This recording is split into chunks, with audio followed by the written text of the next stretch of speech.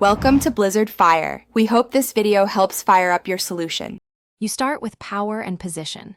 Charge the Worlde Panda Mini to full or insert 2 AAA batteries if this unit needs them for backup. This prevents mid-game shutdown. Once done, set the device on a flat surface so sensors read accurately, then press and hold the power button for 2 seconds.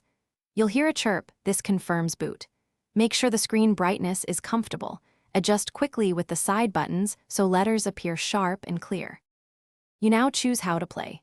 Tap mode and pick classic for standard play, timed if you want pressure, or practice to refine strategy.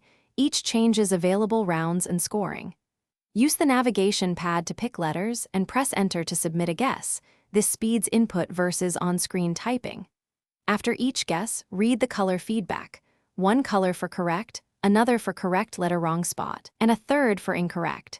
This tells you which letters to keep. You're wrapping up. Review final stats on the results screen to see accuracy, streak count, and elapsed time. This helps track improvement. If you want another round, press reset to start fresh, or connect the device via USB-C to update firmware when updates are released.